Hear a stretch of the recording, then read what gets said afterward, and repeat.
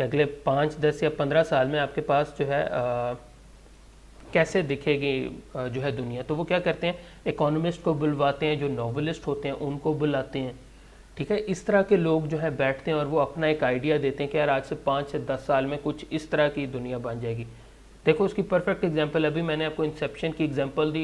Inception का novel हो सकता है 2007-8 में किसी ने ऐसे ही लिख दिया हो, बट आज से 10-15 साल बाद आप देख रहे हो कि वो रियलिटी का रूप धार रहा है। ड्रोन्स की बात करें, हो सकता है 1984 की एक बड़ी फेमस मूवी है बैक टू द फ्यूचर, उसमें कुछ उन्होंने चीज़ें बात की थी, हो सकता है वो रियलिटी में उस तरह ना हो, बट लाजमता हम इवेंचुअली हम चाहते हैं कि टाइम ट्रैवल भी हमारे पास हो और इस तरह से। वो तमाम चीज़ें क्या है, वो इमेजिनेशन है, और इमेजिनेशन के ऊपर ही अब देखो साइंटिस्ट काम कर रहे हैं, या जो टेक्निकल जिस तरह हम लोग हैं हम उन्हीं को काम करें और उन्हीं को हम रियलिटी का रूप धार रहे हैं, ठीक है। सो ये तमाम जो है चीज़ें उसमें आ जाती हैं आपके पास। सो आगे चलते हैं, अगर हम बात करेंगे ना कि बेसिक क्राइटेरिया हमारे पास मशीन डिज़ाइन का क्या होगा, ठीक है। सो उसको जो है ना हम 1 मिनट रुके, मैं हाँ ठीक हो गया। तकरीबन हमारे ना तकरीबन 15 से 20 मिनट हमारे और लगेंगे इंशाल्लाह। बस हम इसको आज हमारी चूँकि इनिशियल क्लास है तो हम इसको रैप अप कर देंगे, ठीक है। So just bear with me for 15 to 20 more minutes, उसके बाद इंशाल्लाह हम इसको रैप अप करते हैं, ठीक है। सो स्टार्ट में थोड़ा सा चीज़ें ये थोड़ी सी बोर हो जाती हैं, उसका मुझे इल्म है, बट क्या करें, ये इनिशियली बेस सेट करना थोड़ी सी ज़रूरी होती है। ओके, सो आप सबसे पहले जो है हमारे पास क्या होती है, कोई नीड या एम है। अभी हमने जो तमाम डिस्कशन की और जो हमने बिल्डअप किया कि यार कोई ना कोई हमारी ज़रूरियात होती हैं, कि आपको एक चीज़ चाहिए तो वो किस पर्पज़ के लिए चाहिए, ठीक है। अगर आपने एक जगह से दूसरी जगह मूव करना है तो क्या हुआ कि पहले जो पुराने वक्तों में लोग थे उन्होंने एक व्हील बनाया, ठीक है। तो क्या हुआ कि उसे व्हील से जो है, चूँकि आपने व्हील को देखा हुआ कि उसकी जो रोलिंग फ्रिक्शन है वो सबसे कम होती है, ठीक है। तो उससे क्या हुआ कि चीज़ों को मूव करना, उन्होंने कार्ट बना ली, रेडी बना ली, रेडी से चीज़ें मूव करना आसान हो गया। रेडी इवॉल्व होता होता पहले जो है वो गधा गाड़ी में आया, गधा गाड़ी से इवॉल्व होता होता अब हमारे पास वो नीड, चूँकि अब पेट्रोल हमारे पास है, फ्यूल है, तो हमने उसको इवॉल्व करके रिक्शे के साथ बेसिकली लोडर रिक्शे बना दिए, ठीक है। सो नीड और एम टाइम के साथ साथ चेंज होती जाती है, ठीक है। सो जब भी आप इंडस्ट्री में काम करते हो ना, सो डॉक्यूमेंटेशन इज़ द की, यानी कि आप जो भी प्रोसेस कर रहे हो ना आपको उसको प्रॉपर डॉक्यूमेंट करना होता है। या चलें हम एक ना टेस्ट केस सिनेरियो ले लेते हैं, ठीक है। बेसिकली हम बहुत सिंपल एग्जांपल है हमारे पास डिज़ाइन ऑफ चेयर की, हम ना चेयर को ही लेके हम इसको यहाँ कोट करते जाएंगे। सबसे पहले जो भी आप चीज़ डिज़ाइन करने जा रहे हो ना, उसमें बेसिकली आपके पास आएगा उसका नीड या एम, ठीक है। सो एक मिनट रुके, मुझे यहाँ से अच्छा, सबसे पहले आपके पास है नीड या एम, ठीक है। यानी कि आप बेसिकली करना क्या चाहते हैं। सो बेसिकली अगर आपने जो है चेयर डिज़ाइन करनी है, सो आप चाहोगे कोई ऐसी चीज़ बनाना चाह रहा हूँ जिसके ऊपर मैं प्रॉपर बैठ सकता हूँ, ठीक है। और जो है उसका पर्पज़ मैं लिखूँगा कि जी ये बैठने के लिए काम आएगी, और नीड इस वजह से है कि जो है आप फुल डे आप खड़े नहीं आप बात कर सकते हैं, खड़े नहीं रह सकते, आपको अपनी पोजीशन, अपने लेग को आपने रेस्ट देना है, अपनी बॉडी को रेस्ट देना है। सो इसके लिए एक चीज़ बनानी है। So that is basically the need या फिर एम। उसके बाद है सिंथेसिस या मैकेनिज़्म, कि बेसिकली जो है आपके पास वो मैकेनिज़्म या फिर कह लें कि ग्रुप ऑफ मैकेनिज़्म जिनकी वजह से वो डिज़ायर्ड मोशन होती है। फॉर इंस्टेंस अगर आपको जो है वो चेयर चाहिए जिसके ऊपर आप जो है प्रॉपर बैक रेस्ट कर सकते हैं या थोड़ी बहुत मूवेबल है, सो उसमें आप हाइड्रोलिक जैक वगैरह इस तरह हाइड्रोलिक न्यूमेटिक सिस्टम वगैरह लगाते हैं। सो बेसिकली आप उसके बारे में बताओगे कि जी मैकेनिज़्म क्या होगा, किस तरह ये करेगा। उसके बाद थर्ड इंपॉर्टेंट जो आपके पास है वो होता है एनालिसिस ऑफ फोर्सेस, ठीक है। आप लोग जो है मैकेनिक्स ऑफ मटेरियल 1 में कवर करके आए हो कि अगर आपके पास ये चेयर है, तो मेन आपके पास जहाँ बॉडी है वहाँ आपके पास जो लोड लग रहा है आप देखोगे कि मैं डिज़ाइन कितने के लिए कर रहा हूँ। अगर लेट से किसी एक बंदे का वेट है लेट से 70 kg अगर उसका वेट है, ठीक है, तो आप उसके हिसाब से डिज़ाइन करोगे, आप उसकी फोर्सेस निकालोगे, रिएक्शन फोर्सेस निकालोगे, ठीक है। जब आप फोर्सेस निकाल लोगे उस डिज़ाइन के अगेंस्ट, फिर आप मटेरियल सेलेक्ट करोगे कि कोई ऐसा मटेरियल हो जो इतनी फोर्सेस को विथस्टैंड कर सके। देखो आपके पास ये फोर्सेस मौजूद है ना, जब आप फोर्स निकाल लेते हो, एरिया तो आपके पास है, तो आपके पास स्ट्रेस क्या होती है, एफ ओवर ए, ठीक है। पास यहाँ से एफ ओवर ए से आपके पास स्ट्रेसेस आ जाएंगे कि इसके ऊपर स्ट्रेस क्या लग रही है, उसके अगेंस्ट फिर आप मटेरियल सेलेक्ट कर सकते हो, ठीक है।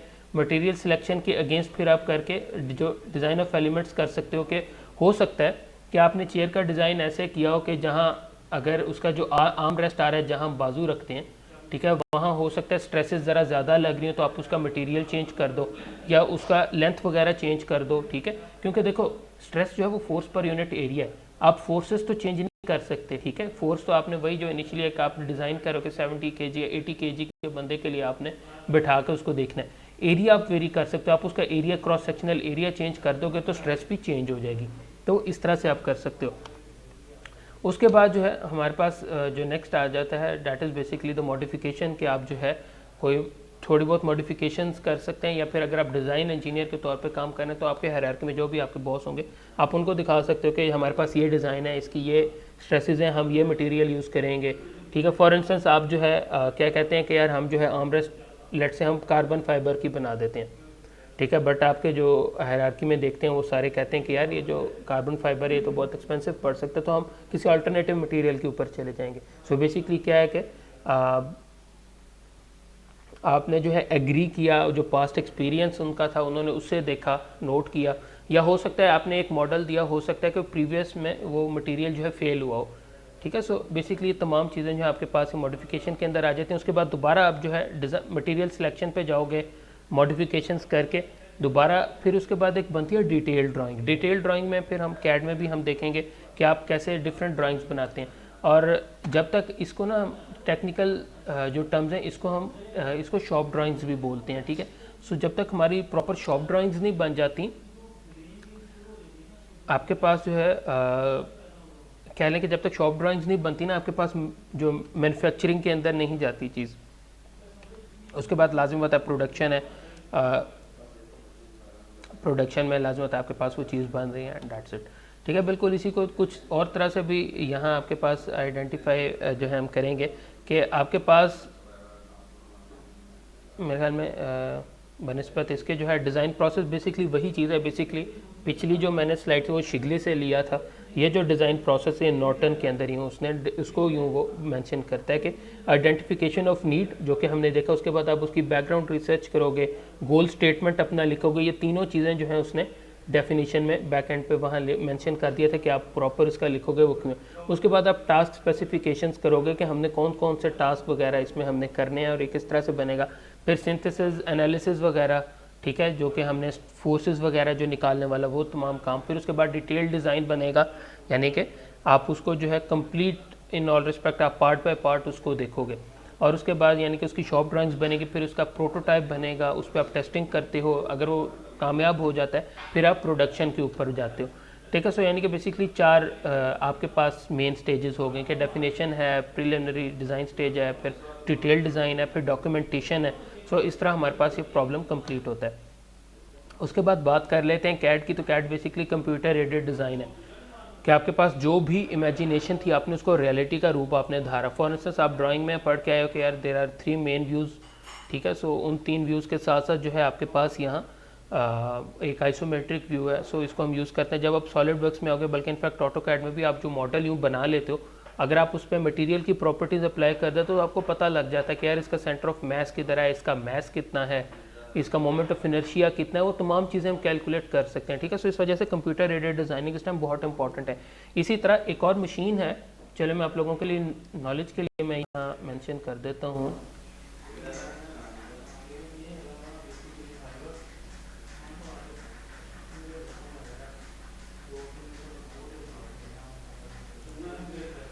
उसको हम बोलते हैं CMM, ठीक है।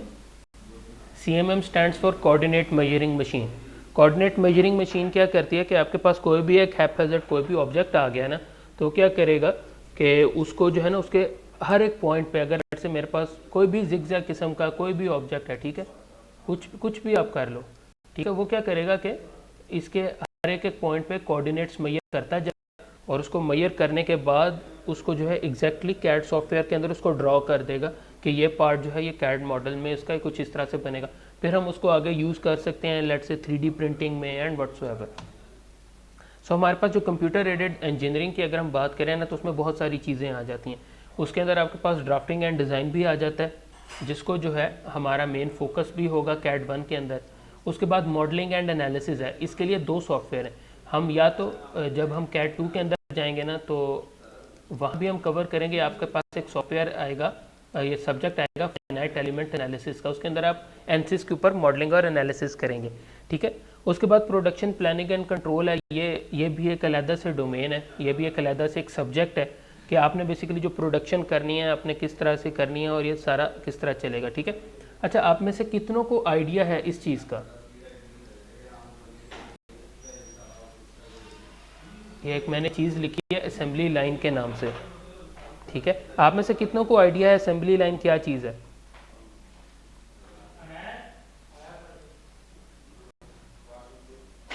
आइडिया है इसका?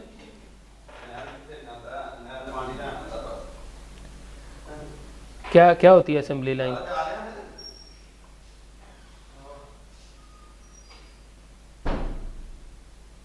बनाया जाता है, ठीक है। सो बेसिकली अगर किसी को नहीं आइडिया, सो ये सबसे पहले फोर्ड ने ये कॉन्सेप्ट दिया था कि यार पहले क्या होता था कि लेट से बेसिकली ये गन आई थी, यानी कि मेरे ख्याल में सिविल वॉर के अंदर जब गन्स की ज़रूरत थी तो क्या होता था कि एक जो है महीने में शायद कोई 4-5 जो है वो गन्स निकल रही हैं, या इसी तरह जब व्हीकल मैन्युफैक्चर करने तो उसमें बहुत टाइम लग रहा था। तो ये फोर्ड ने कॉन्सेप्ट दिया था कि यार बजाय इसके कि आप जो है ना एक ही बंदा वन टू ऑल तमाम चीज़ें बनाए, आप डिफरेंट वर्क स्टेशन में काम डिवाइड कर देते हो। कि मसलन एक बंदा है, अगर उसने जो है स्क्रूज टाइट करने हैं किसी मशीन के तो स्क्रू ही टाइट करे, किसी ने पेंट करना है तो वो पेंट शॉप एक अलहदा से हो, यानी कि हर एक चीज़ जो है सिस्टमेटिक अंदाज में हो। सो बेसिकली वो असेंबली लाइन है। सो अगर आप में से किसी को नहीं भी आइडिया तो आप लोग यार काइंडली इसको जो है ज़रूर पढ़ें, बड़ा इंटरेस्टिंग एक ये टॉपिक है, ठीक है। उसके बाद मैन्युफैक्चरिंग है, लाजम तो मैन्युफैक्चरिंग प्रोसेस भी आपने पढ़ा, और मैन्युफैक्चरिंग के डिफरेंट टेक्निक्स हैं कि आप मशीनिंग के थ्रू कर रहे हो या फिर आप जो है कास्टिंग कर रहे हो, and there are different methods. बल्कि आप लोग अभी ये फाइनल देख रहे हो तो आप लोगों को तो बेहतर आइडिया है कि कौन से प्रोसेस किस केस में फिजिबल है, कि अगर आपने लेट से कॉइन बनाना है तो उसमें आप कौन सा प्रोसेस चलाओगे, अगर बॉटल डिज़ाइन करनी है तो उसमें क्या करोगे, एंड ऑल डैट, ठीक है। सो ये आप लोगों को आइडिया, तमाम चीज़ें मिल मिला के आपके पास कंप्यूटर एडेड इंजीनियरिंग में आती हैं, ठीक है। उसके बाद अच्छा एक चीज़ है फैक्टर ऑफ सेफ्टी। क्या होता है जी फैक्टर ऑफ सेफ्टी? यार कोई इसको बता सकता है?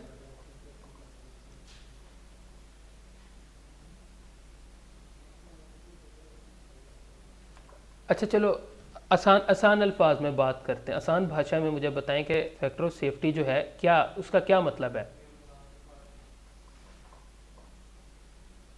नहीं नहीं नहीं, आप देखो, आप टेक्निकल चीज़ों में जाओ, मैं टेक्निकल की बात नहीं कर रहा, आप मुझे वैसे बताओ, यानी कि किसी लेमैन को समझाना हो आपने, फिर अच्छा चलो वन बाय वन यार, वन बाय वन कोई एक आप में से।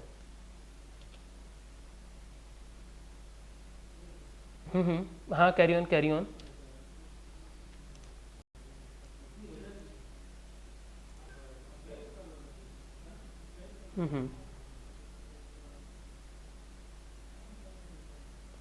ब्रेक ना कर दे, चलें, ठीक है ठीक है। उसके अलावा जी कोई और, एनीवन?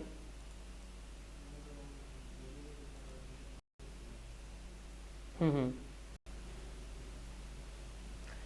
देखो यार, फैक्टर ऑफ सेफ्टी का मतलब ये है कि आपने एक ये पैरामीटर है जो कि डिटरमिन करता है कि आपका मटीरियल, आपका जो चीज़ है वो लॉन्ग लास्टिंग है या नहीं है, ठीक है। सिंपल सा एक ये इसका पैरामीटर है। अच्छा मुझे ये बताओ, अगर मेरे पास फैक्टर ऑफ सेफ्टी जो है कितना होना चाहिए नॉर्मली?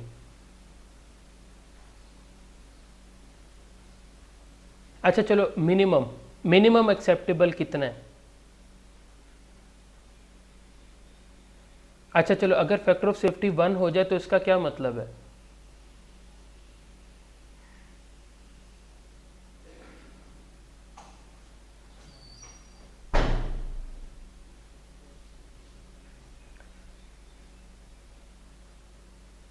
हम्म।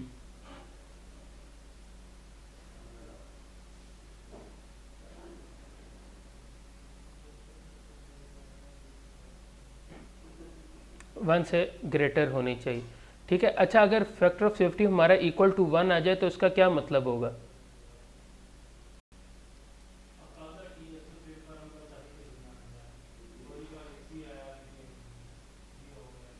हम्म।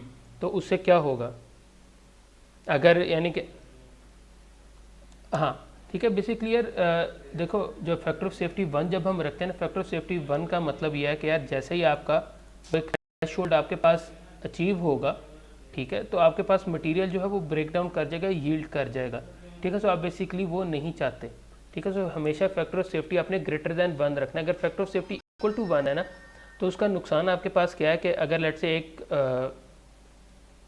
जो आपके पास मटेरियल और उसकी जो अलाइबल स्ट्रेंथ है वो तकरीबन कह लें कि वो 100 न्यूटन पर मीटर स्क्वायर है, तो जब उतनी स्ट्रेस जैसे ही वो 100 पे पहुंचेगा मटेरियल ब्रेक कर जाएगा, आपको चांस नहीं मिलेगा, ठीक है। और अगर फर्ज करें आपका फैक्टर ऑफ सेफ्टी जो है वो लेस देन 1 है आपके पास, फिर आपके पास क्या नुकसान है कि आपके पास ऑलरेडी एग्जिस्टिंग फोर्सेज ही बहुत ज़्यादा हैं कि वो मटेरियल जो है वो या फिर आपके पास जो पार्ट आपने बनाया वो से सस्टेन ही नहीं कर पाएगा और वो इवेंचुअली ब्रेक डाउन हो जाएगा, ठीक है। सो फैक्टर ऑफ सेफ्टी हमेशा जो है ग्रेटर देन 1 रखते हैं। Factor of safety equal to 1 का भी यही मतलब है कि आपके पास जैसे ही वो थ्रेशोल्ड आएगा मटेरियल ब्रेक कर जाएगा, ठीक है। So factor of safety is always greater than 1।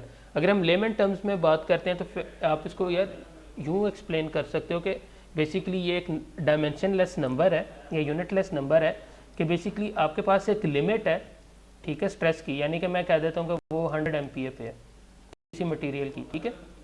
और आपके पास जो फोर्सेस लग रही हैं लाजमी बात है उनका अपना स्ट्रेस जो है वो जनरेट कर रही हैं, तो जैसे वो इस थ्रेशोल्ड पे पहुंचेंगी तो वो ब्रेक हो जाएंगी। अगर तो factor of safety greater than 1 होगा तो इसका मतलब ये है कि आपने जो जो आपका थ्रेशोल्ड है वो बहुत दूर चला गया, तो इतनी जल्दी मटेरियल वहाँ ब्रेक नहीं करेगा या इवेंचुअली बाय स्ट्रेस जो है वो शायद ब्रेक ना करे, ठीक है। सो ये बेसिक इसके डिफरेंट जो है कह लें कि डिफरेंट अंदाज से आप इसको जो है एक्सप्लेन कर सकते हो, ठीक है। मैंने आप लोगों को बताया कि फैक्टर ऑफ सेफ्टी जो एयरप्लेन्स हैं उनका जो है आपके पास वो 1 होता है। तो जब हम फैक्टर ऑफ सेफ्टी की अब डिज़ाइन में बात करोगे ना, और ये शायद इवेंचुअली हम कहीं मिक्स एंड मैच में कहीं यूज़ भी करें, तो आपने ना 3 चीज़ों को मद्देनज़र रखना है, ठीक है। सबसे पहले क्या है, अगर हम चलो एयरप्लेन की बात ही कर लेते हैं, ठीक है, हमने एयरप्लेन की बात करनी है और हमने एयरप्लेन डिज़ाइन करना है, उसके लिए आपके पास मटेरियल जो है आपको पता है कि आपने मटेरियल उसकी बॉडी के लिए कौन सा यूज़ करना है। अगर तो वो मटेरियल आपके पास जो है उसका कह लें कि डाटा सेट उसके अवेलेबल है, यानी कि उस पर स्ट्रेस स्ट्रेन जो आप लोगों ने पढ़ा है, अगर उस तरह के एक्सपेरिमेंट उस पर किए हुए हैं और उसका डाटा अवेलेबल है, ठीक है। अगर तो आपने क्या किया है कि आपने वही मटेरियल जो आपने जिसका आपने एयरप्लेन बनाना है, आपने बेसिकली उसी मटेरियल को ही आपने टेस्ट किया है, तो आप बेसिकली 1.3 फैक्टर ऑफ सेफ्टी रख सकते हो। अगर तो आपके पास ऐसे है ना कि आपके पास कह लें कि मटेरियल एक्चुअली वो वाला बैच नहीं है, मगर आपने उसी के कहीं और से आपको डाटा मिल गया है कि यार फ़र्ज़ किया, देखो जिस तरह हम बात करते हैं कि कोई भी मटेरियल है, फ़र्ज़ किया आप कह लें कि यार जो आपके पास जो है कार्बन स्टील है, ठीक है। अब कार्बन स्टील हो सकता है कि आपने एक्चुअली कार्बन स्टील की ना यील्ड स्ट्रेंथ वगैरह निकाली हो, बट आपको लिटरेचर में मिल जाता है, या हो सकता है उस कंपनी ने दिया हो कि ये हमारा जो कार्बन स्टील जो हम मैन्युफैक्चर कर रहे हैं उसकी इतनी प्रॉपर्टीज़ हैं, तो अगर आप उनका डाटा यूज़ कर रहे हो तो फिर आपने वो अराउंड 2 रखना है। अच्छा, उसके बाद दूसरा ये कि fairly representative material test data are available, यानी कि अगर तो आपके पास जो है उसी मटेरियल पे बहुत ज़्यादा काम नहीं हुआ हुआ मगर थोड़ा बहुत काम हुआ है, ठीक है, तो फिर आप फैक्टर ऑफ सेफ्टी 3 तक भी रख सकते हो। अगर इन केस आपके पास डाटा उसका एग्जिस्ट ही नहीं कर रहा, या फिर बिल्कुल एक यानी कि कह लो कि डाटा सेट ये कह लें कि कोई रिसर्च मौजूद है मगर इतनी ऑथेंटिक नहीं है, तो फैक्टर ऑफ सेफ्टी फिर आपको चाहिए कि आपने ग्रेटर देन 5 रखना, ठीक है। ये तो हो गया एक क्राइटेरिया, ठीक है, कंस्ट्रेंट्स या क्राइटेरिया। दूसरा क्राइटेरिया है एनवायरनमेंट का, यानी कि जब आप डिज़ाइन कर रहे होगे ना तो आपने इन क्राइटेरिया को जहन में रखना है कि एक तो ये कि जो मटेरियल टेस्टिंग आप लोगों ने मोम 1 के अंदर आपने की है, क्या उसका डाटा आपके पास अवेलेबल है कि नहीं, आपके पास जो एनवायरमेंटल कंडीशन जो आप यूज़ कर रहे हैं क्या उसके ऊपर वो टेस्ट हुआ है कि नहीं, ठीक है। और तीसरा आपके पास जो analytical model for loading and stress, इसकी मैं बात करता हूँ। आप लोगों ने यार एक चीज़ पढ़ के आप लोगों ने वॉन माइसिस का नाम सुना?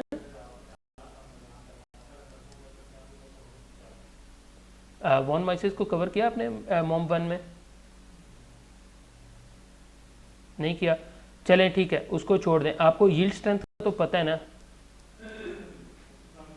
यील्ड स्ट्रेंथ का आपको पता है, सही है, ठीक है। तो यील्ड स्ट्रेंथ क्या है, बेसिकली एक वो मॉडल है, यानी कि किसी एक बंदे ने वॉन माइसिस वन माइसिस नहीं है इनकी ना। हाँ 2 में नहीं नहीं वो है असल में। झूठ बोल रहे मुझे बताइएगा। नहीं नहीं झूठ बोलते हैं, अभी पकड़ लेंगे। ज़ुबैर साहब कह रहे हैं कि अगर ये कोई झूठ बोलते हैं ना तो बताओ, इनका रिजल्ट बनाना है मैंने, सीधा कर देते हैं। नहीं सर ठीक है, अभी तक सही जा रहा है। ठीक है, सो आपने सिंपल जो है आपको वहाँ किसी ने एक प्रॉपर उसको इन्वेस्टिगेट किया, उसने कहा कि जी पहले इस तरह की प्रोपोर्शनल लिमिट है, उसके बाद आपके पास जो मटेरियल है वो कुछ इस तरह से जाएगा और इवेंचुअली यील्ड हो जाएगा। तो ये क्या है, ये एक बेसिकली मॉडल है, किसी ने एक आपको एक दिया, एक मॉडल दिया कि यार मटेरियल ऐसे ब्रेक होता है, क्योंकि साइंस इवॉल्व हो रही है, हम ग्रेजुअली हमने देखना है कि या कह लें कि रिसर्च हुई कि यार मटेरियल कैसे ब्रेक हो रहा है। सो ये उसमें से एक थेरी है। ठीक है, तो आपने डिफरेंट मॉडल्स को देखना है। जब आप देखोगे ना तो यार ये डिफरेंट हम थेरीज़ को पढ़ेंगे। या बेसिकली अनफॉर्चुनेट है, अगर आप मैकेनिक्स ऑफ मटेरियल 2 अभी पढ़ रहे होते हैं या फिर आपका जो है वो अभी आता है, तो डिफरेंट इस तरह की फेलियर क्राइटेरिया लोगों ने दिया हुआ कि बेसिकली इवेंचुअली जो हम सारे देखना चाहते हैं ना कि यार अभी भी आपने ये जो स्ट्रेस देखी है, आपने देखा है कि यार यहाँ जाके मटेरियल टूट जाता है। ठीक है, रुके हम इस स्लाइड के ऊपर थे यहाँ। ठीक है, हम बात कर रहे हैं कि मटेरियल आपका टूट जाता है, बट क्वेश्चन ये रोज होता है कि यार मटेरियल क्यों टूट रहा है। ठीक है, आपके ख्याल में यार यहाँ जो है मटेरियल के टूटने की क्या वजह है, कोई भी?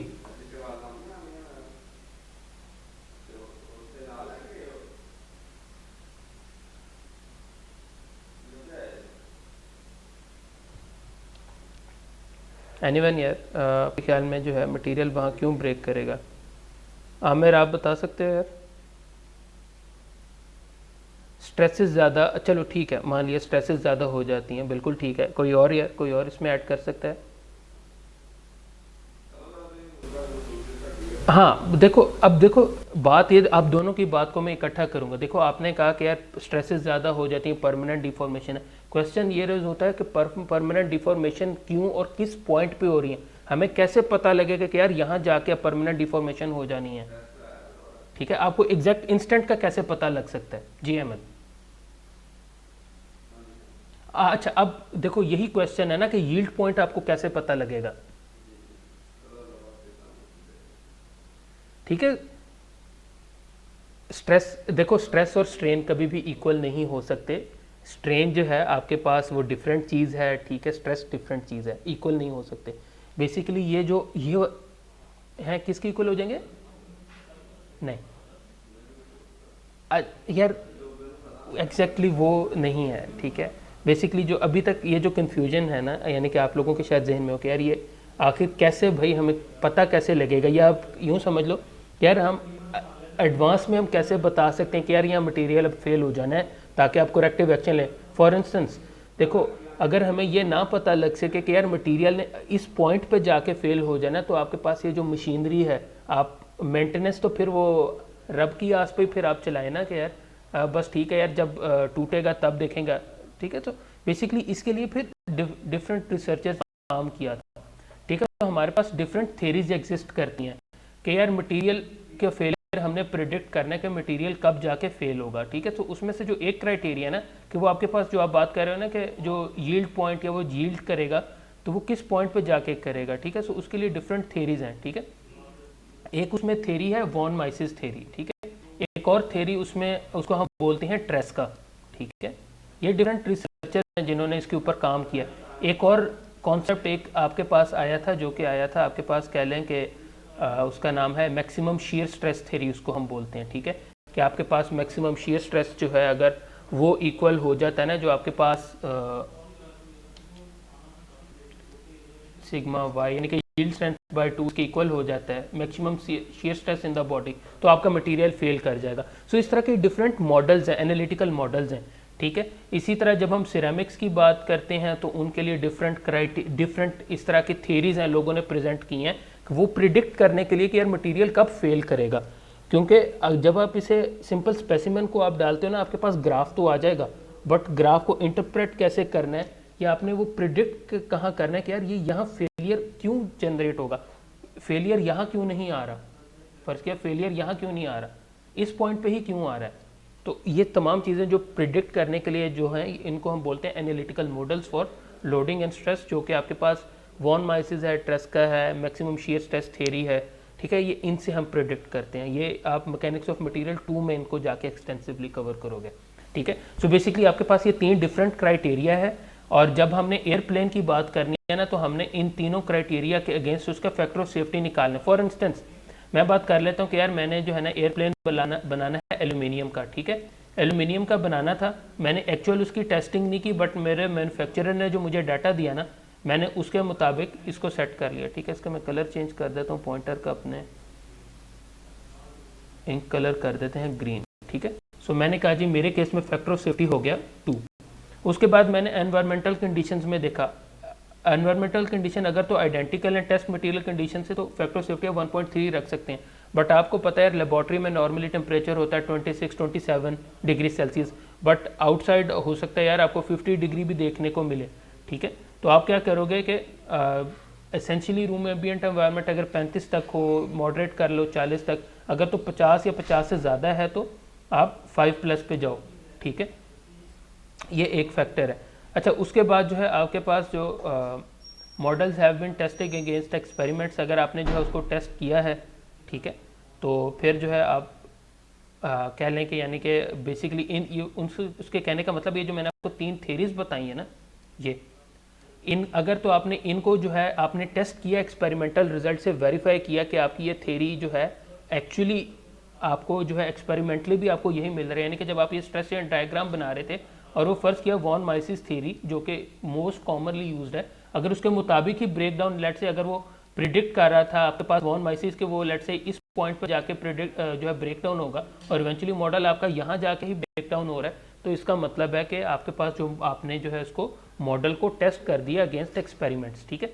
सो नॉर्मली होता क्या है कि हमारे पास क्योंकि बहुत ज़्यादा रिसर्च हुई है, आपके पास बहुत सारा डाटा होता है, कुछ पॉइंट्स पे हम खुद अपनी टेस्टिंग नहीं करते बल्कि एग्जिस्टिंग डाटा से जो है वैल्यू उठा लेते हैं। सो उस केस में फिर आपको फैक्टर ऑफ सेफ्टी वेरी करना पड़ेगा। तो जब आपने डक्टाइल मटेरियल के लिए जब आपने फैक्टर ऑफ सेफ्टी को निकालना है ना, तो उसमें आपके पास फिर क्या होगा कि आपके सिनेरियो में इन केस में जो भी आपके पास यहाँ मैक्सिमम वैल्यू होगी ना, यानी कि जिस तरह अब हमारे केस में है कि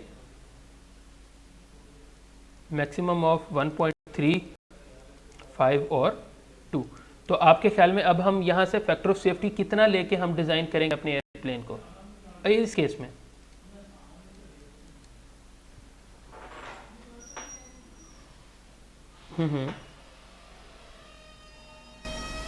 नहीं, देखो यहाँ जो चीज़ लिखी हुई है ना वो है maximum of F1, F2, F3, यानी कि ये जो तीनों सिनेरियोज में से जो आपका सबसे बड़ा फैक्टर ऑफ सेफ्टी आएगा ना वो हमारे पास इस केस में आ रहा है 5, ठीक है। तो इस वजह से हम एक्चुअली लेंगे 5, ठीक है। ये चीज़ क्लियर हो गई?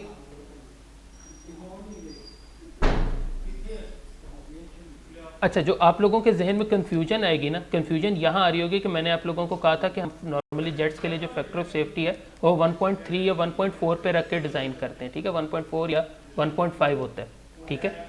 तो वो डिफरेंट चीज़ है, अभी उसको भूल जाओ, ठीक है। अभी तक के लिए अगर आप इसको निगलेक्ट कर दो तो फैक्टर ऑफ सेफ्टी आप 5 ही रखोगे, ऐसे ही है।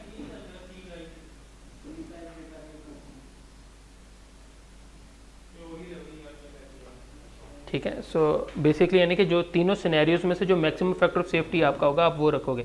जब हम एयरप्लेन की बात करते हैं तो एयरप्लेन की बहुत रिगोरस किस्म की टेस्टिंग होती है, और चूंकि लाइफ ह्यूमन मैटर्स होते हैं तो आप क्या करते हो कि उनको प्रॉपर जो आपके पास कंडीशंस होती हैं वो जनरेट करके उसके ऊपर टेस्टिंग कर रहे होते हो, जिसकी वजह से आप you are safe to select a factor of safety of 1.3। अगर आप ये आइडेंटिकल मटेरियल टेस्टिंग ना करो एयरप्लेन में तो फिर आपको लाजमत है फैक्टर ऑफ सेफ्टी यहाँ 2 या 3 या कोई और आपको इस पैरामीटर में सिलेक्ट करना पड़ेगा। अगर तो आप उसको एक्चुअल एनवायरनमेंट के अंदर टेस्ट कर लेते हैं प्रॉपर वेंट टनल में, और टेम्परेचर आप देखे कि इतना एयर फ्लो गुजर रहा है और वो सारा कुछ कर रहे हो, फिर आप फैक्टर ऑफ सेफ्टी बेशक आप कम रख दो, ठीक है। सो ये तमाम चीज़ें इंटरलिंक्ड है। उसके बाद अगर ब्रिटल मटेरियल है तो जो आपके पास फैक्टर ऑफ सेफ्टी यहाँ आपके पास इस सिनेरियो में आ रहे हैं इस डाटा शीट में, उसको सिंपली डबल कर देना, क्योंकि ब्रिटल मटेरियल में आपको पता है कि उसके बाद जहाँ प्रोपोर्शनल वो लिमिट जो ख़त्म हो रही है उसके बाद जो उसने यील्ड नहीं करना बल्कि उसने फ़ौरन वहाँ जाके क्रैक कर देना है। सो इस वजह से ये चीज़ें चेंज होती हैं, ठीक है। अच्छा, उसके बाद जो है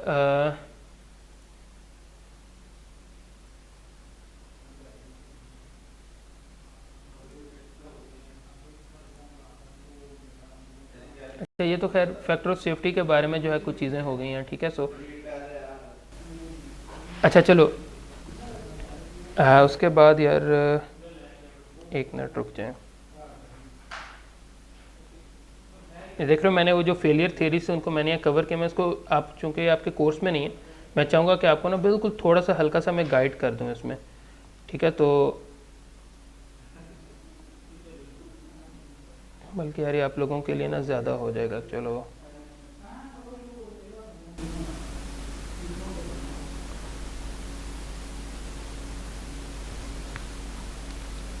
अच्छा।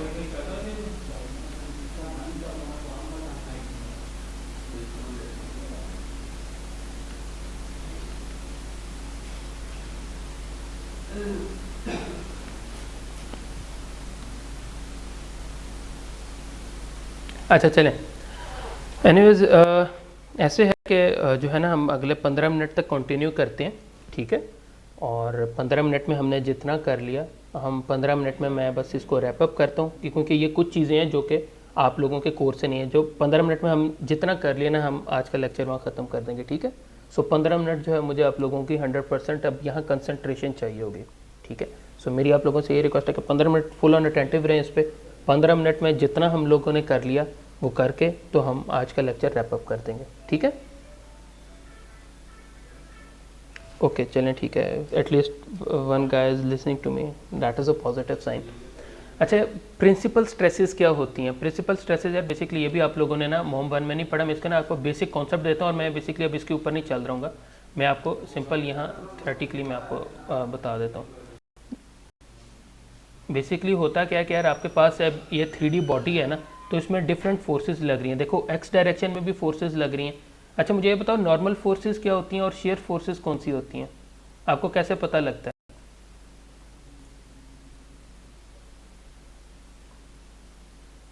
हाँ,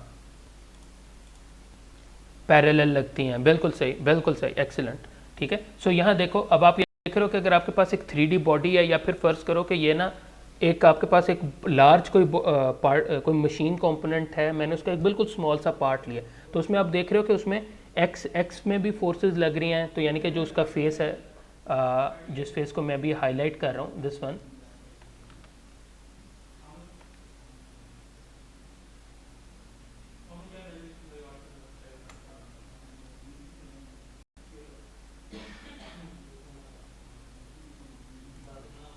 अच्छा। सो ये देख रहे हो कि एक्स, ये जो फेस है एक्स एक्सिस वाला, इसमें ये नॉर्मल फोर्स लग रही है, शेयर फोर्सेस लग रही हैं, ठीक है। तो इसमें अगर ये देख रहे हो ना, सिग्मा एक्स एक्स जो पहला वाला होता है ना, वो मेंशन करता होता है कि यार ये फेस कौन सा है। ये देखो एक्स एक्सिस के परपेंडिकुलर वाला फेस है, ठीक है। और दूसरे एक्स है, उसका मतलब है कि किस डायरेक्शन में फोर्स लग रही है, तो वो आपके पास होता है, आपके पास कह लें कि ये चूँकि एक्स में ही लग रही है, नॉर्मल फोर्स है, तो वो दूसरी फोर्स देखो इस पर कौन सी एक्ट करी है यहाँ, अगर आप ये देखो, so basically that is tau X Y, यानी कि फेस कौन सा है, ये एक्स वाला है, और जो फोर्स है वो किस डायरेक्शन में है, यानी कि लग रही है वो बेसिकली वाई डायरेक्शन की वजह से फोर्स लग रही है, जो ऊपर को ये फोर्स है, ठीक है। तो अगर मैं यहाँ बना दूँ तो ये आपके पास सिग्मा एक्स एक्सिस था, ठीक है। आपके पास ये जो फोर्स है that is tau X Y, X force पे वाई डायरेक्शन की वजह से लाजम होता है, क्योंकि कॉन्टिन्यूस बॉडी है तो इसमें लाजम होता है डिफरेंट हर तरफ से फोर्सेस लग रही होंगी। इसी तरह एक फोर्स जो है आपके पास जेड एक्सिस की तरफ से लग रही है, basically that is tau X Z, ठीक है। अगर आप ये देखो, ये तो सिंपल एक्स फोर्स के लिए, इसी तरह देख रहे हो कि आपके पास ये वाई में भी फोर्सेज हैं, इसी तरह जेड में भी फोर्सेज हैं। अगर आप बेसिकली इसका टेंसर बनाते हो ना, बेसिकली आपने मैट्रिसेस आप लोगों ने पढ़े होंगे, ठीक है। सो अगर हमने एक्चुअली रिजॉल्व करना हो ना, तो ये बेसिकली एक मैट्रिक्स बनता है जिसके 81 कंपोनेंट्स होते हैं, यानी कि अभी तक जो मैक्सिमम आप लोगों ने मैट्रिक्स पढ़े होंगे ना, वो बेसिकली आपने 3x3 मैट्रिक्स पढ़ा है, यानी कि उसके 9 एलिमेंट्स होते हैं, ठीक है। सो उसको हम रिजॉल्व करके हम उसे 3x3 का मैट्रिक्स बनाते हैं, जिस तरह आपको 9 फोर्सेज यहाँ नज़र आ रही हैं। तो क्वेश्चन ये रोज होता है कि अगर आपने बात करनी है ना कि यार अब ये मशीन है, ये कंपोनेंट है, उसमें मैक्सिमम फोर्स कितनी लग रही है, आप ऐसे तो नहीं किसी को कह सकते कि जी एक्स में मैक्सिमम फोर्स इतनी लग रही है, वाई में मैक्सिमम फोर्स इतनी लग रही है, और जेड में मैक्सिमम फोर्स इतनी लग रही है, तो वो कोई बात समझ नहीं आती। तो उसको फिर चेंज करने के लिए हमने एक फिर नया कॉन्सेप्ट दिया, जिसको हम बोलते हैं प्रिंसिपल स्ट्रेसेस। यानी कि आप क्या करते हैं कि उनको हम ओवरऑल स्ट्रेसेस काउंट कर लेते हैं कि मैक्सिमम कितनी है, मिनिमम कितनी है, यानी कि उनको हम काउंट फॉर कर लेते हैं, सिग्मा 1 और 2 की फॉर्म में। सो बेसिकली इनको हम बोलते हैं प्रिंसिपल स्ट्रेसेस। आप देख रहे हो यहाँ फॉर्मूला जो है, इसमें आप देख रहे हो कि सिग्मा एक्स और वाई आप दे रहे हो। और इसमें एक और चीज़ हमने की है, यहाँ प्लेन स्ट्रेसेस की बात करी। जो प्लेन होता है ना वो ये है कि अगर हम जेड में फोर्सेज निगलेक्ट कर देना, एक को हम कह दें कि ये आउट ऑफ प्लेन है, या फिर हम कह लें कि हम सिर्फ इस फेस के ऊपर कंसिडर करें और कह दें कि जो थर्ड जो डायमेंशन में फोर्सेज है वो आउट ऑफ प्लेन है, जिस तरह नॉर्मल कार्टेशियन कोऑर्डिनेट्स होते हैं। ठीक है, हम कहते हैं कि जी आपके पास ये एक्स और वाई मौजूद है, मगर जो जेड है वो आउट ऑफ पेपर है, 2D है। ठीक है, तो बिल्कुल उसी तरह अगर हम 2D का केस करें और जेड को निगलेक्ट कर देना, तो हम यूँ प्रिंसिपल स्ट्रेसेस निकाल सकते हैं या फिर मैक्सिमम नॉर्मल स्ट्रेसेस निकाल सकते हैं जो कि एक बॉडी अटेन कर सकती है। अच्छा, क्वेश्चन ये रोज होता है कि इसकी अब एप्लीकेशन क्या है। जब हमने प्रिंसिपल फोर्सेस का कॉन्सेप्ट आ गया ना, तो तब हमने फिर डिफरेंट फेलियर क्राइटेरियाज मेंशन करना शुरू किए कि यार जो मटेरियल है उसमें फेलियर कब जनरेट होगा। उसमें जो सबसे पहले आपके पास है वो आपके पास है Tresca yield theory. Tresca yield theory normally ये कहती है, और ये आपका कोर्स का हिस्सा नहीं है यार, ये सिर्फ मैं बता रहा हूँ आप लोगों के इन्फॉर्मेशन के लिए, क्योंकि इसमें से 1 से 2 इन्फॉर्मेशन शायद हो सकता है जब हम डिज़ाइन के अंदर आए ना तो मुझे रिकॉल करना पड़े और आपको बताना पड़े कि यार एक चीज़ इस तरह की हमने देखी ज़रूर थी। अच्छा, अब ये कहता है कि आपके पास जो है ना मटेरियल तब फेल होगा जब मैक्सिमम शीयर स्ट्रेस जो है ना वो बेसिकली सिग्मा y/2 जो उसकी यील्ड स्ट्रेंथ है उसके हाफ के इक्वल हो जाएगा ना मैक्सिमम शीयर स्ट्रेस, तो मटेरियल फेल कर जाएगा। ये थी एक थ्योरी। ठीक है, इसी तरह अब ये कहता है कि अगर जो है ना मटेरियल आपके पास, उसने क्या किया, उसने मैक्सिमम स्ट्रेसेस के अगेंस्ट ना उसने ये ग्राफ प्लॉट किया जिस तरह आपको ये नज़र आ रहा है। वो ये कह रहा है कि अगर तो ये इस केस में ना आपके पास जो दोनों स्ट्रेसेस है ना, यानी कि सिग्मा ए और बी कह लो कि दो आर्बिट्रेरी इसके ऊपर स्ट्रेसेस लग रही हैं ओवरऑल बॉडी पे, कि अगर तो वो ग्रेटर देन 0 हैं तो वो अगर इस यहाँ रहेगा तो वो मटेरियल जो है सेफ है इस जोन के अंदर। यानी कि बेसिकली आप देख रहे हो कि स्ट्रेसेस को हम प्लॉट करें against it's yield strength. Basically यहाँ जो शिगली है नोटन है इसमें S5 है, बेसिकली इसको आप पढ़ के आए हो सिग्मा वाई, ये बेसिकली दोनों सेम चीज़ें हैं। ठीक है, तो कंफ्यूज नहीं करना इन दोनों को। इसी तरह अगर जो है एक फोर्स नेगेटिव में है तो ये रीजन बन जाता है, अगर दोनों नेगेटिव में है तो ये रीजन है, और अगर जो है कह लें कि एक नेगेटिव है और एक पॉजिटिव है दोबारा ये रीजन है। तो बेसिकली उसका कहने का मतलब ये था कि अगर तो आपके पास मटेरियल जो है ना, फ़र्ज़ किया आपने ना एक शाफ्ट डिज़ाइन करनी थी और आपने शाफ्ट के अंदर क्या किया, आपने फोर्सेस निकालनी और उसमें आपने निकालनी प्रिंसिपल स्ट्रेसेस। तो अगर तो वो प्रिंसिपल स्ट्रेसेस जो है ना आपके पास इस रीजन के अंदर फॉल कर रही हैं तो आपको टेंशन की ज़रूरत नहीं है, आपका मटेरियल सेफ है। अगर तो वो स्ट्रेसेस इस रीजन से बाहर जा रही हैं तो इसका मतलब है कि मटेरियल अब आपका फेल हो जाना है, उसमें इतनी स्ट्रेसेस जनरेट हो गई हैं। ठीक है, सो बेसिक इसका ये मतलब है। ट्रेस्का के बाद जो है ना एक आई थी von Mises theory. Von Mises theory ये कहती है कि जी हमारे पास जो है ना डिस्टॉर्शन या फिर कह लें मटेरियल तब ब्रेक करेगा कि जब उसमें एक डिस्टॉर्शन स्ट्रेन एनर्जी है पर यूनिट वॉल्यूम, वो जो है एक हमारे पास लिमिट है उससे एक्सीड कर जाएगी। यानी कि बेसिकली वो ये कह रहा था कि अगर आप जो है ना एक्स वाई और जेड में आप यानी कि तीनों एक्सिस में आप प्रिंसिपल स्ट्रेसेस फाइंड आउट करते जाएं। ठीक है, अब ये देख रहे हो इसने एक और थ्योरी भी दी थी। इसने कहा था कि ना आपके पास जो स्ट्रेसेस है ना, अगर आप यहाँ मैं जूम इन कर सकूँ और आपको यहाँ दिखा सकूँ, ये देखो वो कह रहा है कि ना हर फेस पे आप देख रहे हो 3 फोर्सेस लग रही हैं। ठीक है, वो कहता है कि आपके पास जो सिंपल जो फोर्सेस हैं हाइड्रोस्टैटिक फोर्सेस हैं, बेसिकली वो चेंज कर रही हैं, आपका वॉल्यूम चेंज कर रही है। यानी कि अगर जिस तरह आपके पास रबर है, आप रबर को अगर दोनों साइड से आप अगर खींचते हो तो क्या हो रहा है उसमें बेसिकली उसका वॉल्यूम चेंज हो रहा है। ठीक है, मगर ओवरऑल शेप नहीं चेंज हो रही, ओवरऑल अभी भी जो है फर्ज करो कि वो उसी क्रॉस सेक्शन में ही होगा। ठीक है, उसके बाद जो है दूसरी होती है डिवेटोरिक स्ट्रेसेस। ठीक है, यानी कि बेसिकली जो कि आपके पास शियर स्ट्रेस वगैरह हैं उनकी वजह से उसका जो है कह लें कि शेप चेंज हो रही होती है। सो बेसिकली ये दोनों डिफरेंट चीज़ें हैं। ठीक है, सो इसने खैर दिया था ये just for the sake of your knowledge, ये लाजम होता है आपने मैकेनिक्स ऑफ मटेरियल 2 में करनी है।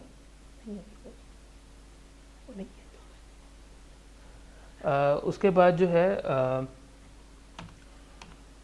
अच्छा उसके बाद एक आ गई थी कूलम मोर थ्योरी। कूलम मोर थ्योरी बेसिकली ना ये ज़्यादा हमारे पास यूज़ हुई थी क्योंकि ये जो बाकी मटेरियल थ्योरीज है ना वो आपके पास हैं उसमें जब आपके पास कह लें कि जो मटेरियल है ना आपके पास जब टेंशन में उसमें कंप्रेशन में, अगर आप लेट से कंप्रेशन में लेके जा रहे हो ना, कंप्रेसिव स्ट्रेंथ आप लोगों ने यार ही पढ़ा होगा, कंप्रेसिव स्ट्रेंथ ज़्यादा होती है जो टेंसाइल है, ऐसे ही है, ये तो कवर किया होगा आपने।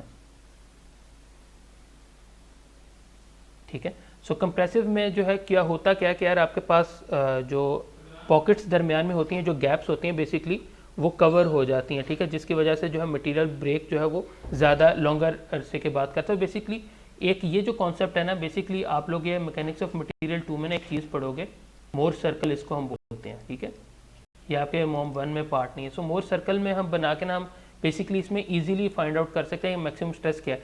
तो फर्स्ट करो, अगर ये आपके पास सर्कल है ना, ये टेंसाइल में है, ठीक है, तो टेंशन में, तो ये बेसिकली ये जो सर्कल है ये कंप्रेशन में है। तो आप देख रहे हो कि कंप्रेशन का साइज़ जो है वो बड़ा है। सो बेसिकली ये एक डिफरेंट थ्योरी है इसमें। अच्छा यार, ये जो ये फार्मूला है ना, ये वाला, ये बस आप लोगों ने जहन में रखने, डिज़ाइन ऑफ शाफ्ट के अंदर ना ये यूज़ होगा, तो मैं इसमें आपको रेफ़र करूँगा। अब इसमें देख लो सिग्मा 1 और सिग्मा 3 क्या, यूँ समझ लो कि ये दो वो प्रिंसिपल स्ट्रेसेस हैं या वो मैक्सिमम स्ट्रेसेस आपने जो है फाइंड आउट किए हैं। सिग्मा टी इसमें क्या होगा, बेसिकली टेंशन में जो है उसका यील्ड स्ट्रेंथ कितना है और कंप्रेशन में उसका यील्ड स्ट्रेंथ कितना है। तो उसके बाद जो है अगर आप ये देखो ना कंप्रेशन उसके कूलम मोर के केस में, तो वो देखो कूलम मोर कहती है कि जी अगर तो आपके पास टेंशन में है ना, तो आपके पास मटेरियल यहाँ फेल होगा, ठीक है। उसके बाद जो है अगर तो कंप्रेशन में जा रहा है तो इतना रीजन उसके पास है, जबकि अगर इसके मुकाबले में आप पिछली थ्योरी देखो ना, ये तो इसका एरिया कम है, यानी कि अगर मैं इसके ऊपर प्लॉट करना चाहूँ ना इसको, तो वो बेसिकली आपके पास रीजन बनता है कुछ ये वाला, ये रीजन, ये, ठीक है। तो अब देख रहे हो कि डिफरेंट अब थ्योरी है। अब एक बंदा कह रहा है कि यार ये तो इस रीजन में भी सेफ है, एक बंदा कह रहा है कि भाई ये तो जैसे ही यहाँ से निकलेगा फेल हो जाएगा। इसी तरह एक वॉन माइसिस कवर की थी, तो वॉन माइसिस कहता है कि हमारे पास बेसिकली उसका कुछ ये रीजन बनता है, वो कहता है कि यार अगर तो ये रीजन में है ना आपके पास अगर स्ट्रेसेस हैं तो वो सेफ होगी, अगर इससे ज़्यादा निकलती है ना आगे तो आपका मटेरियल फेल कर जाएगा। सो हर एक जो कह लें कि जो थ्योरी है उसकी अपनी इम्प्लीकेशन है, अपने कह लें कि उसके डोमेन है जिसमें वो यूज़ होता है, बट ये तीनों डिफरेंट कॉन्सेप्ट है। तो जब हम मटेरियल डिज़ाइन करते हैं ना, तो जहाँ उसमें एक बात हुई थी ना फैक्टर ऑफ सेफ्टी की, तो हमने बेसिकली इस चीज़ को देखना है कि यार वो कहाँ बेसिकली हम किसको यूज़ करेंगे, ठीक है। एनीवेज, अच्छा उसके बाद जो है देखो, अच्छा ये फार्मूला जो है ना, ये वही फार्मूला है जो कि मैंने पहले आपको कहा था ना कि यार इसको ज़रा नोट कर लेना, ये यूज़ होगा। सो यार ये बेसिकली फार्मूला है जो कि आपके या वहाँ डिज़ाइन ऑफ शाफ्ट में यूज़ होगा। आई वुड हैव टू, यानी कि मैं आप लोगों से अपोलोजाइज़ कर सकता हूँ कि हम लाजमत ना तो हम इन चीज़ों को थीरीज़ को कवर कर सकते हैं सब्जेक्टिव डोमेन में, ना अभी आप लोगों का ये सब्जेक्ट आया है, ठीक है। थोड़ा सा अनफॉर्चुनेट है, 2017 सेशन का बेसिकली चौथे सेमेस्टर में मॉम 2 आती थी और 5वें में फिर ये सब्जेक्ट आता था, तो उन लोगों ने ये चीज़ें कवर की होती थी। तो 18 के साथ भी इशू आया था, आप लोगों के साथ भी थोड़ा सा इशू आ रहा है। सो बस इसको जो है ना यहाँ याद रखिएगा कि यार इसकी कोई ना कोई लॉजिक ज़रूर है बैक एंड पे। अगर अभी आप लोगों को नहीं पता तो एटलीस्ट आप लोग जब मॉम 2 में जाओगे तो ये चीज़ क्लियर हो जाएगी। बट इसको कह लें कि एक जो है ना, you will have to take this by pinch of salt, ठीक है। बस कड़वी गोली है यार, आपको ये निगलनी है कि बेसिकली फार्मूला एग्जिस्ट करता है, इसकी बैक एंड पे प्रॉपर थ्योरी मौजूद है, बट ये वो सब्जेक्ट नहीं है जिसके अंदर हम ये थ्योरी कवर कर सकते हैं। सो इसको जो है काइंडली यार आप लोगों ने जो है ना बस जहन नशीन रखना है, ठीक है।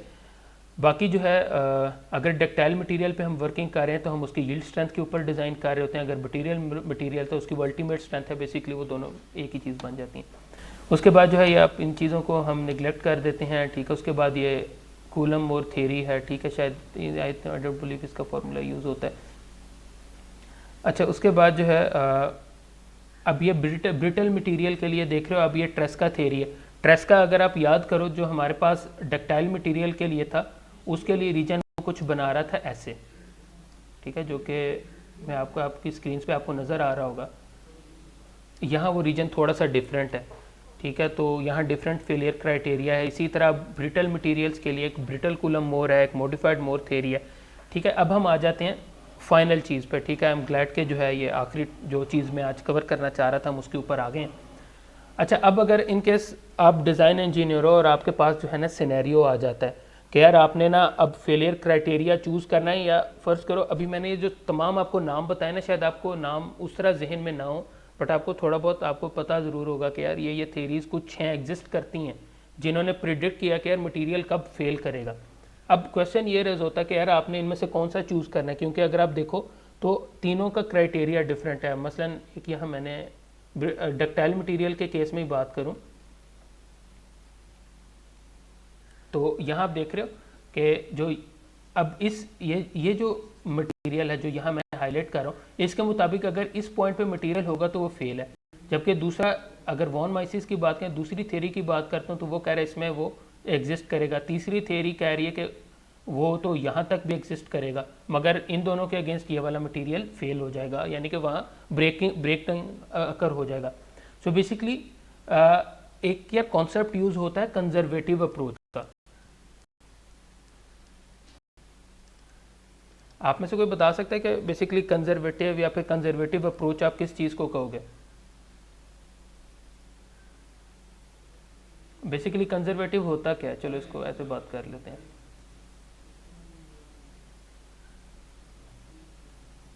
पुराने वक्तों वाला, एग्जैक्टली, बिल्कुल आप सिमिलर हो। देखो अब फर्ज करो कि आपके पास एक जो है ना एक थ्योरी है, वो कह रही है कि भाई आप जैसे यहाँ पहुँचोगे ना तो आप जो है ना यहाँ कह लो कि आप जो है ना मटेरियल आपका फेल हो जाएगा, ठीक है, फ़र्ज़ किया। दूसरी थ्योरी हमें कहती है कि भाई यहाँ तक नहीं फेल होगा, तुम तो यहाँ तक जाओगे तो फेल होगे, यहाँ दरमियान में होगे तो पास है। तीसरा कहता है कि भाई आप यहाँ जाओगे तो फेल होगे, तो अगर आप इस डोमेन में हो तो आप चल सकते हो। तो इसमें से कंजर्वेटिव कौन सा होगा? 1 होगा, 2 होगा या 3 होगा? एग्जैक्टली 1 होगा। क्यों? क्योंकि वो बहुत पहले ही फेलियर प्रिडिक्ट कर रहा है, ठीक है। सो अब हम चलते हैं अपने आज की लास्ट स्लाइड के ऊपर, ठीक है भाई, इसको आपने थोड़ा सा गौर से समझना है।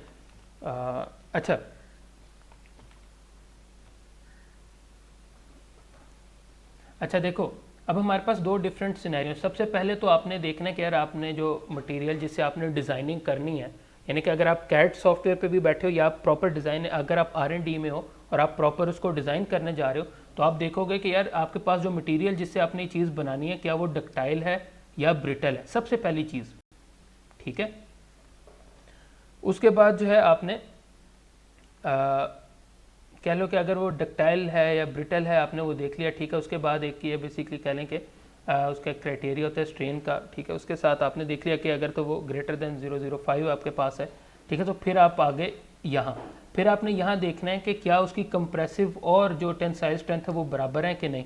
अगर तो वो बराबर नहीं है, जिस तरह हमें पता है, ठीक है, तो फिर तो हम यूज़ करेंगे डक्टाइल कूलम मोर थ्योरी।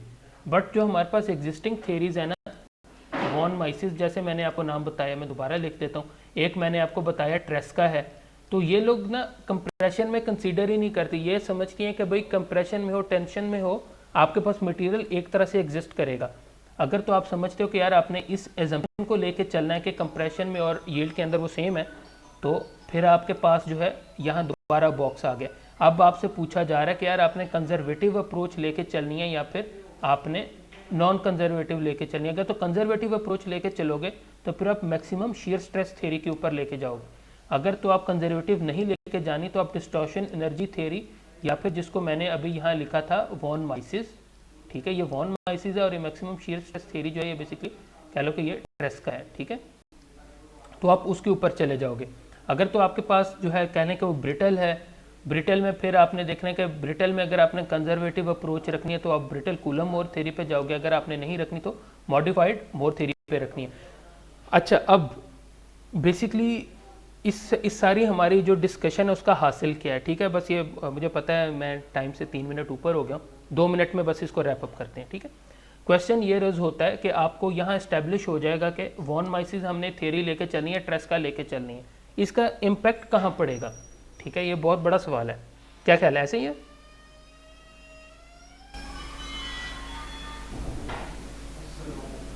चलें यार, आप में से कोई बता दे कि अगर तो मैं कंजर्वेटिव अप्रोच लेके चलता हूं तो मुझे डिज़ाइन में क्या फ़ायदा आपके ख्याल में हो सकता है, अगर मैं नॉन कंजर्वेटिव अप्रोच लेके चलता हूं तो मुझे डिज़ाइन में क्या फ़ायदा हो सकता है।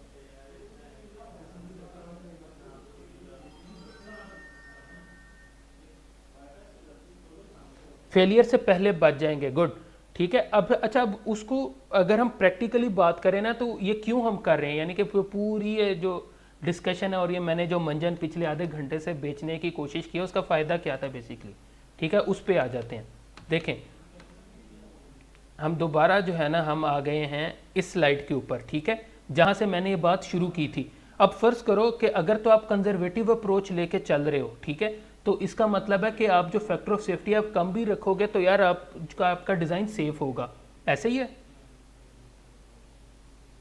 ठीक है, क्योंकि वो आपको बहुत पहले फेलियर बता रहा है, यानी कि फेलियर बाकी हो सकता है, बाकी थेरीज कह रही हो कि भाई यहाँ तो मटेरियल जो है वो फेल नहीं होगा, यहाँ तो मटेरियल बिल्कुल इंटैक्ट होगा, आप कह रहे हो कि फेल हो जाएगा, बट उसका बैक एंड पे फ़ायदा आपको क्या रहा कि आप फैक्टर ऑफ सेफ्टी कम रख के आप डिज़ाइन कर सकते हो, ठीक है। अगर तो आप मजीद अगर आप तो नॉन कंजर्वेटिव अप्रोच पे जाओगे तो इवेंचुअली आपको थोड़ा सा फैक्टर ऑफ सेफ्टी आपको बेहतर करना पड़ेगा, ठीक है, क्योंकि लाजिम बात है एक बैक एंड पे डर तो होगा ना यार कि एक थ्योरी जो है वो आपको कह रही है कि अगर लेट्स से स्ट्रेस जो है वो इस पॉइंट पे 10 मेगापास्कल हो जाएगी तो जो है ना आपके पास ये मटेरियल ब्रेक कर जाएगा, दूसरी थ्योरी आपको कह रही है कि नहीं भाई स्ट्रेस जो है वो 20 होगा तब भी चलेगा, बट लाजमी बात है जब आप 10 मेगापास्कल पे फेल करा के बैठोगे ना तो आप बिला झिझक फैक्टर ऑफ सेफ्टी भी छोटा यहाँ सेलेक्ट कर लोगे।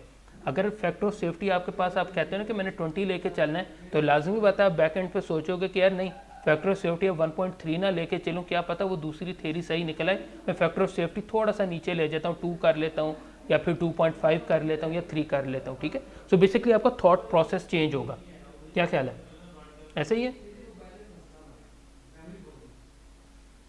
अच्छा इसमें अब एक और चीज़ भी है, आपने क्या करना है कि आपका जो मॉडल है ना आपने उसको देखना है कि आपने कौन सी थ्योरी के अगेंस्ट देखा है, या तो आप एक्सपेरिमेंटल मेथड करते हो ना तो आपने ये भी देखना है कि उनमें से कौन सी थ्योरी का डाटा आपके केस में ज़्यादा एक्यूरेट आ रहा है, क्योंकि ये तीनों थ्योरीज इस टाइम ये तमाम थ्योरीज जो है ना ये इंडस्ट्री में यूज़ हो रही हैं, ठीक है।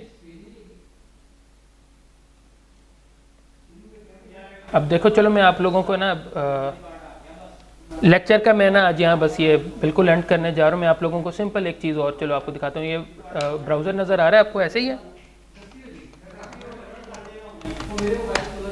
ठीक है। चलो मैं अब आप लोगों को एक और चीज़ दिखाता हूँ यार, ये बेसिकली है जॉनसन कुक मॉडल है, ठीक है, ये सिर्फ आप लोगों के उसके जो है ना नॉलेज के लिए है, ठीक है, कि इस तरह की यार जो थेरीज है ना वो एग्जिस्ट करती हैं, ठीक है। अब ये देखो, अब ये जो जॉनसन कुक मॉडल है ना ये बेसिकली आपके पास यूज़ होता है, हम जो काम कर रहे हैं ना बुलेट इम्पैक्ट के ऊपर, तो उसके ऊपर जो है आपके पास अब ये जॉनसन कुक थ्योरी है वो यूज़ होती है हाई स्पीड इम्पैक्ट के लिए, मेटल्स के लिए। उसमें ये जो तमाम थ्योरीज जो हमने डिस्कस की हैं वो इतना हाई स्पीड इम्पैक्ट प्रिडिक्ट ही नहीं कर सकती, ठीक है। सो आपके पास ये देख रहे हो केस टू केस यूँ थ्योरी और ये रिसर्च जो है ये चेंज हो रही होती है, और ये बेसिकली 1990s में एक बंदे ने ये प्रिडिक्ट जो है ना ये थ्योरी हमें दी थी। अब इसकी और एप्लीकेशन बहुत है, यानी कि जो लेटेस्ट रिसर्च हो रही है वो बेसिकली जॉनसन कुक के ऊपर हो रही है, वॉन माइसेस और ये जो ट्रेस्का वगैरह इनको तो कोई पूछता ही नहीं है, ठीक है। सो ये बेसिक आप देख रहे हो, यानी कि डिफरेंट आपके पास अब ये जो है आपके पास कहने के मॉडल है, ये मैं सिर्फ आप लोगों को इसलिए दिखा रहा हूँ कि आप लोगों को थोड़ा सा आइडिया हो कि जब हम ये सारी सिमुलेशन वगैरह ये वो करते हैं बेसिकली जो मॉडलिंग एंड एनालिसिस है उसमें ये चीज़ आती है। अब इसका फ़ायदा क्या है, इसका फ़ायदा सिर्फ आपको ये होता है कि आप ऐसे नहीं कर सकते कि आप हर बार जो है ना कह लें कि आप बार बार आप बुलेट इम्पैक्ट ही करते जाएं लेट से, या फिर आप हाई स्पीड इम्पैक्ट, या फिर आप टेस्टिंग यूँ करते जाएं आपके, क्योंकि टाइम लगता है टेस्टिंग वगैरह में। तो हम क्या करते हैं कि इस तरह का इसका न्यूमेरिकल मॉडल या सिमुलेशन पे बना लेते हैं और उसको फिर हम टेस्ट करते रहते हैं, जिसकी वजह से जब हम बात करते हैं ना कंप्यूटर एडेड इंजीनियरिंग की या कंप्यूटर एडेड डिज़ाइन की, तो इस वजह से इंपॉर्टेंट होता है कि उसको हम यूटिलाइज़ कर सकते हैं और उस पर हम प्रिडिक्ट कर सकते हैं डिफरेंट चीज़ें, हम जो है उसको जो है कह लें कि आगे इंडस्ट्री में यूज़ कर सकते हैं, अपनी रिसर्च में यूज़ कर सकते हैं, प्रैक्टिकली यूज़ कर सकते हैं। इसकी जो सबसे प्राइम एग्जांपल है ना यार, मैं आप लोगों को अपना रियल टाइम केस सब मैं आप लोगों को बता देता हूँ। जब मैंने मास्टर्स का काम किया था ना तो मेरा काम भी बेसिकली बुलेट इम्पैक्ट के ऊपर था। तो उस टाइम 2014 ना में हमने ज़रब शुरू किया था, आप लोगों के इल्म ही होगा APS अटैक के बाद, ठीक है। क्या ख्याल है, याद है सारों को APS का सारा जो उस टाइम जो हमारे हालात थे। तो उसके बाद ना बेसिकली इशू क्या था, हमारे जो वज़ीरिस्तान वाली साइड पे जो एरियाज़ थे ना, बल्कि यार आप लोग मेरे ख्याल में आप लोग HIT आप लोगों ने वो विज़िट किया था ना, आप लोग साथ थे मेरे उधर, जो हम लोग गए थे उधर पिछले जो हमारा 2019 में एक इंडस्ट्रियल टूर हुआ था, आप लोग थे ना, एक ग्रुप था मेरे ख्याल में वो हमारे साथ था। HIT का जो हैवी इंडस्ट्रीज टेक्सला का विजिट था वो मेरे ख्याल में सारों का इकट्ठा था मेरे ख्याल में। अच्छा आप लोग नहीं गए थे, चलो ठीक है, अनफॉर्चुनेट था। बेसिकली मेरे ख्याल में फिर वो दूसरे सेमेस्टर्स वाले थे, जो 5th सेमेस्टर वाले थे वो शायद थे साथ मेरे। तो यार बेसिकली हुआ क्या था कि ज़रबा जब शुरू हुआ था ना, तो हमारे जो अल खालिद टैंक वगैरह थे ना, तो बेसिकली जब ये तो बेसिकली जब फायरिंग वगैरह जो है ना वो होती थी ना, तो बेसिकली पेनिट्रेट बुलेट करके जो अंदर टैंक के अंदर बंदे बैठे हुए थे ना, बेसिकली उनको हो रही थी और हमारी काफ़ी इस तरह की शहादतें हो रही थी। तो बेसिकली फिर ये रिसर्च ये बेसिकली काम आया HIT ने। HIT को चाहिए था कोई ऐसा मटेरियल हो जो कि बेसिकली हमें एक तरह से बुलेट प्रूफ बना दे। तो इसको कुछ उन्होंने जो है ना मटेरियल कह लें कि चाइना ने हमें गिफ्ट किया, कुछ पे हमने अपनी रिसर्च की। तो फिर हमने क्या किया कि वहाँ जो टैंक का वो वाला पार्ट है ना, एक मिनट रुको यार मैं अब दिखा ही देता हूँ आप लोगों को।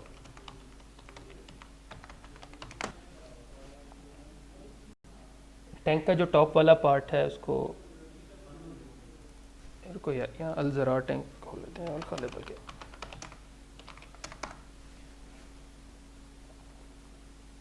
अच्छा, अब ये ना बेसिकली अल खालिद टैंक है, ठीक है। तो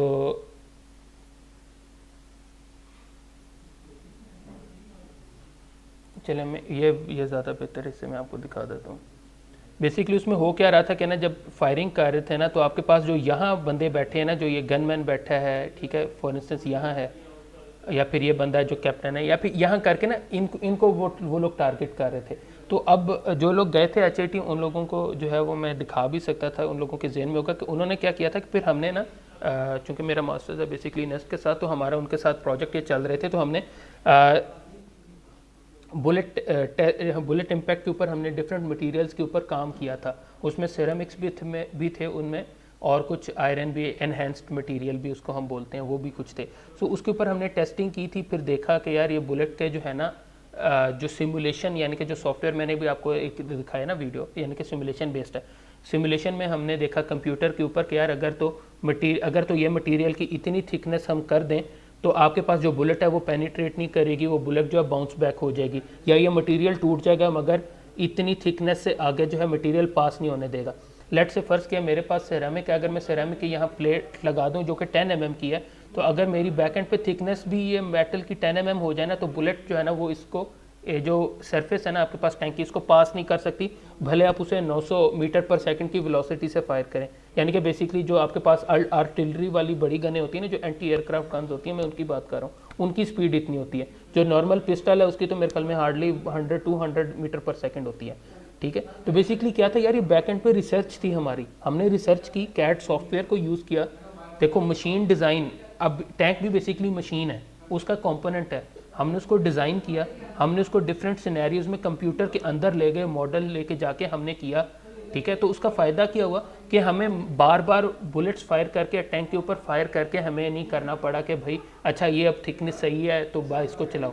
हमने प्रॉपर उसके ऊपर कैलकुलेशंस की। बैक एंड पे क्या यूज़ हुआ, ये जो मॉडल्स थे ये यूज़ हुए, ठीक है। और उसके बैक एंड पे क्या था, लाजम था कोई ना कोई फैक्टर ऑफ सेफ्टी, ये जो 3 पैरामीटर्स थे हमारे, जो कि मैं आपको यहाँ बता रहा हूँ सिनेरियोज में, इनको लाजमत है यूटिलाइज करके हमने वहाँ इंप्लीमेंट किया होगा टैंक के ऊपर, ठीक है। सो बेसिकली तमाम चीज़ें एक दूसरे से इंटरलिंक्ड हैं, यानी कि भले आपको ये कहने में एक छोटी सी चीज़ लग रही है, बेसिकली एक ही किताबी बातें, बट जब हम थेरी इंडस्ट्री में बात करते हैं, प्रैक्टिकली बात करते हैं, तो यही थेरीज जो है वहाँ जाके इम्प्लीमेंट हो रही होती हैं, ठीक है। सो खैर ये आप लोगों के लिए ऑन द साइड नोट था। अगर इन केस यार पेंडेमिक कवर होता है और आप लोगों का दोबारा HIT का विजिट आता है, तो मैं आप लोगों को लाजमी ये जो है ना चीज़ दिखाऊंगा, जो हमने अल खालिद टैंक के ऊपर जो हमारी ही इवेंचुअली जो रिसर्च थी, जो कि वहाँ जाके इम्प्लीमेंट हुई है, प्रैक्टिकली इम्प्लीमेंट हुई है, हमने होते हुए देखी है। सो इस तरह से जो है खैर मूव करते हैं। एनीवेज यार thank you for your time, ठीक है। आई थिंक आप लोगों का मैंने तकरीबन 15 मिनट ज़्यादा ले लिए हैं, तो उससे चलें। एनीवेज सो इसको यहाँ रैप अप करते हैं। तो बाकी अराउंड हमारी 12 बजे है लैब का स्केजुअल।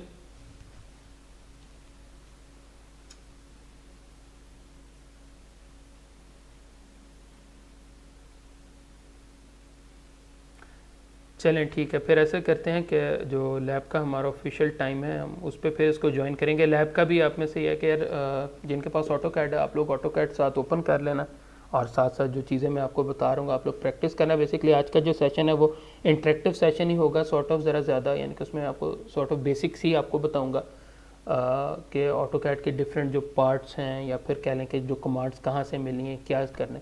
सो कुछ बेसिक्स जो है हम उसको कवर कर रहे होंगे, और उसके बाद हम कुछ चीज़ें डिसाइड भी कर लेंगे। तो एनीवेज बाकी जो है इसका जो लेक्चर स्लाइड्स हैं वो मैं आप लोगों के साथ शेयर कर दूंगा, ठीक है। आप बल्कि गूगल क्लासरूम में मैं अपलोड करता जाऊंगा साथ साथ, ठीक है। सो उसको जो है हम बाकी इसको करते हैं। और मेरे ख्याल में आई बिलीव 11:30 है आई थिंक उसका थेरी का। चले मैं दोबारा देख लेता हूँ कितने बजे 11:30 लैब। चलें ठीक है, फिर इंशाल्लाह हम 11:30 मिलते हैं, तो मैं उसका लिंक आप लोगों के साथ शेयर कर दूंगा, ठीक है। तो ठीक है जी, thank you very much, thank you for your time and your patience, for bearing with me for around तकरीबन मुश्किल 2 घंटे हो ही गए हैं तकरीबन। थैंक यू वेरी मच यार, अल्लाह हाफिज़।